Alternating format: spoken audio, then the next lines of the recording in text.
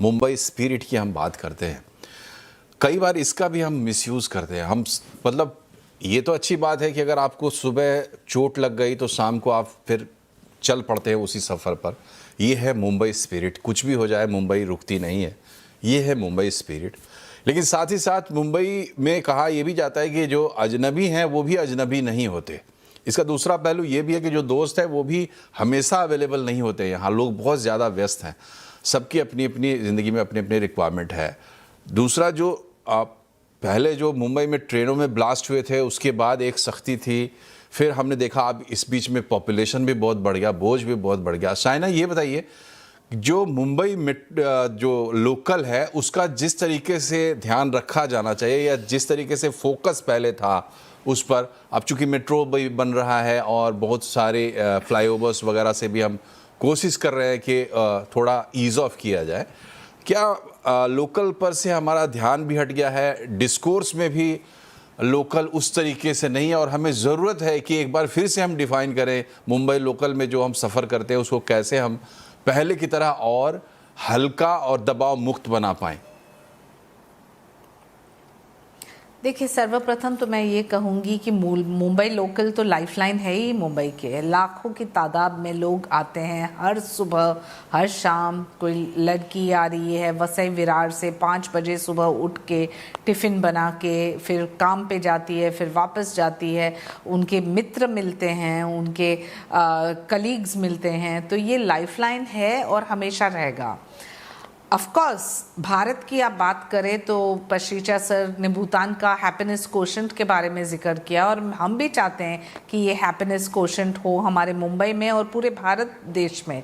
लेकिन 140 करोड़ की आबादी और भूटान जैसे देश की आबादी में ज़मीन अंतर का फ़र्क है।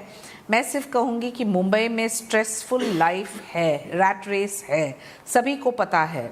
लेकिन ये स्ट्रेस का मतलब है कि आप चाकू लेके किसी की हत्या करें। कानून का खौफ भी बहुत ज़रूरी है।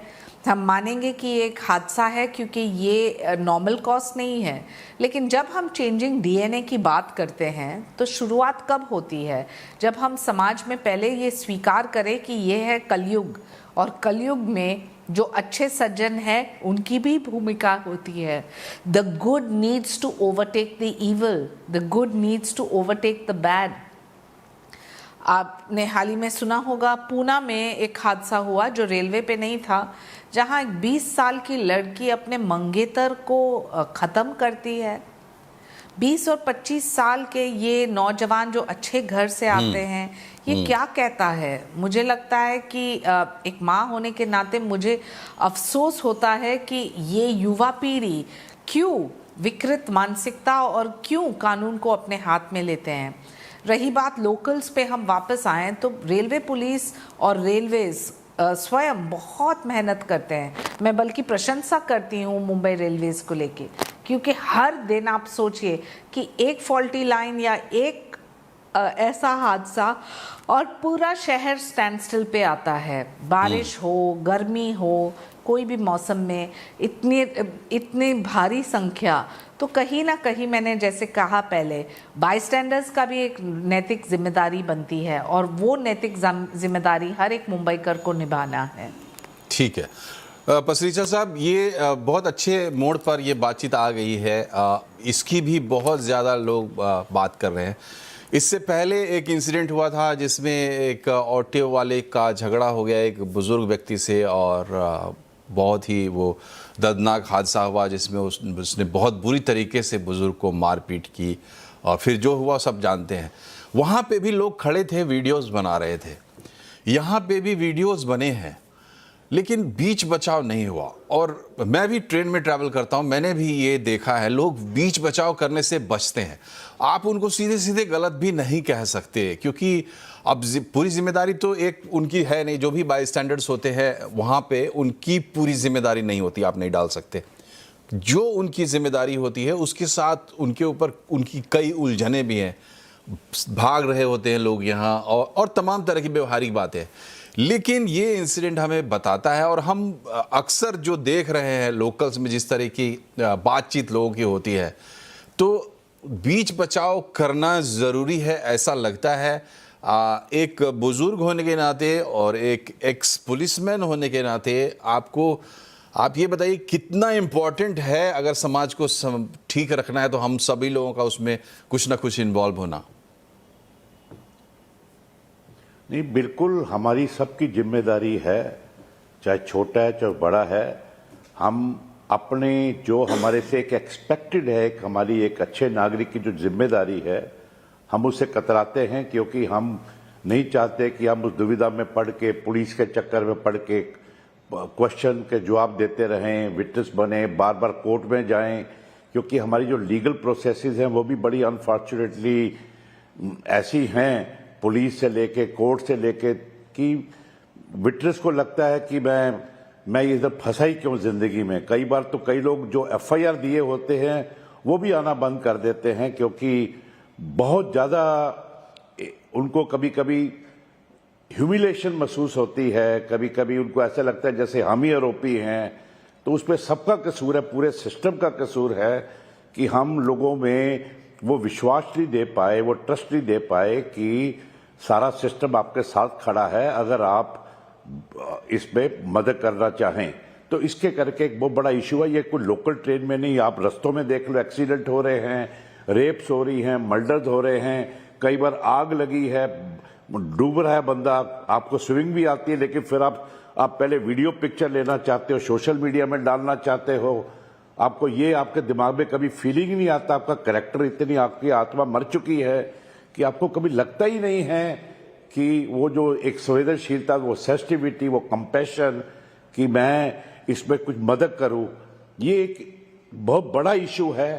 सेकंड है कि जिंदगी में इतनी कठिनाइयां हैं, हमारी अपनी तकलीफें हैं, टाइम नहीं है समय पे पहुंचना। वो कहता है चलो इधर जाएंगे तो मेरा एक दिन की मेरी रोजी खत्म हो जाएगी, मैं खाना कैसे खिलाऊंगा अपने बच्चों को, मेरा एक दिन का पूरा खत्म हो। बड़े इश्यूज, ये बड़े इंट्रिकेटली, बहुत ज़्यादा कॉम्प्लिकेटेडली ये बहुत ज़्यादा आपस में जुड़े हुए हैं। तो उसमें तो सिर्फ जिसको अपना बोल रहे हैं कि अपनी आत्मा को जगाने की बात है, अपने एक कैरेक्टर बिल्डअप होने की, बिल्डिंग करने की जरूरत है। तो वो चीज़ों में जब तक नहीं आएगा, आप जितनी मर्जी लेक्चर दे लो, जितनी मर्जी डिस्कशन टीवी पे कर लो या जहाँ पे मर्जी कर लो, उसका कोई बहुत ज़्यादा फायदा नहीं होने वाला जब तक आपकी अंदर की आत्मा नहीं जागती और आप नेशनल कैरेक्टर को बिल्ड नहीं करते जिसमें यू फील हम, वी, नॉट मी। तो अभी प्रॉब्लम है कि एम को उल्टा कैसे किया जाए, मी से वी कैसे बनाया जाए, ताकि सब लोग इकट्ठे मिलकर देश के लिए सोचें, as a system, as a group, as a nation. Over जी। तो नेशनल कैरेक्टर की बात हो रही है। साई ने ये बताइए, देखिए मुंबई में रहने के बाद बहुत सारी चीज़ें आप रियलाइज़ करते हैं। अगर आप देश के कई हिस्सों में, कई शहरों में रहे हो, उसके बाद भी जब आप मुंबई में रहते हैं तो कुछ चीज़ें आपको रियलाइज़ होती हैं जो हिंदुस्तान में कहीं नहीं है, मुंबई में है, और शायद पूरे हिंदुस्तान को सीखना चाहिए मुंबई से। उसमें फर्स्ट एंड फॉरमोस्ट बात जो आती है वो है महिलाओं की स्थिति समाज में, या महिलाओं के प्रति जो नज़रिया होना चाहिए एक स्वस्थ समाज का। मुझे लगता है कि भारत में अगर आप कुछ बेस्ट प्लेसेस खोजेंगे तो टॉप पर मुंबई आएगी, जो महिलाओं की इज्जत करना जानती है। यहाँ पे इंसिडेंट्स भी कम होते हैं, ये एक बड़ी सीखने वाली बात है। दूसरी, किसी की फटे में कोई टांग नहीं अड़ाता, ये मुंबई की बहुत बड़ी खासियत है। तो इस तरीके से बहुत सारी चीज़ें हैं जो आप मुंबई में सीखते हैं, मुंबई से सीख सकते हैं। अब हर कोई आके रह तो नहीं सकता, लेकिन पसरी साहब जिस नेशनल कैरेक्टर की बात कर रहे हैं उसके उभरने की सबसे ज़्यादा माकूल परिस्थितियां अगर कहीं हैं तो मुंबई में है, ऐसा मानना चाहिए। जी हाँ, तो क्या मुंबई लीड कर सकती है और स्वीकारता भी?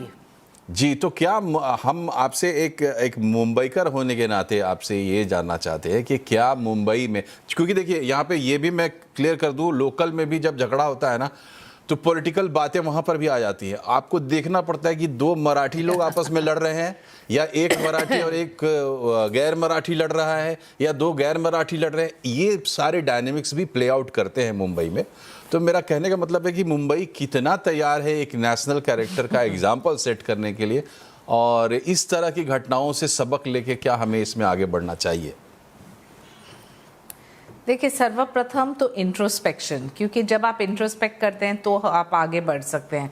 जो हम यहाँ सिर्फ बैठ के वाहवाकार करें तो फिर नहीं चलेगा। लेकिन मुंबई की एक विशेषता है उनकी हमारी कॉस्मोपॉलिटन स्पिरिट, जहाँ मैं कहना चाहूँगी कि लोकल ट्रेन्स में 7.5 लाख लोग रोज़ अप डाउन करते हैं। कभी हम पूछते नहीं कि आप उत्तर भारतीय हैं या गुजराती है या मराठी है। हाँ, भाषा से ज़रूर पता चलता है, भाषण से पता चलता है कि कौन किस आधार पे उनकी सोच है, उनके पॉलिटिकल एलिजेंसेस एक्सेट्रा। लेकिन जब आप नेशन बिल्डिंग की बात करते हैं तो शुरुआत कहाँ होता है? एजुकेशन से, घर से। तो समाज में भी ये वातावरण बहुत ही ज़रूरी है। हमें मानना ही पड़ेगा कि मुंबई में एक बिलो पॉवर्टी लाइन भी है।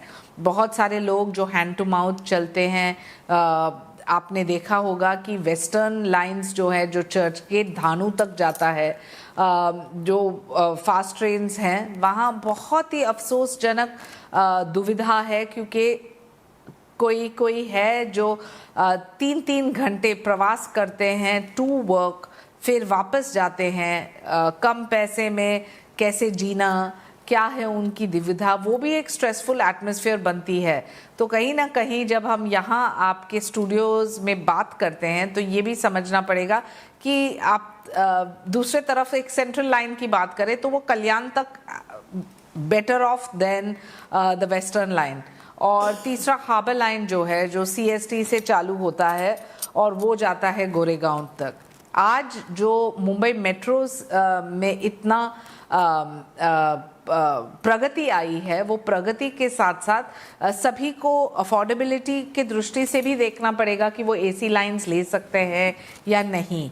तो मैं मानती हूँ कि सामाजिक दृष्टि पे हाँ ज़रूर फोकस करना है, एजुकेशन, परिवार, अच्छे वैल्यू सिस्टम्स, क्योंकि जब हम कलयुग की बात करते हैं तब ऐसे हादसे देखने मिलते हैं।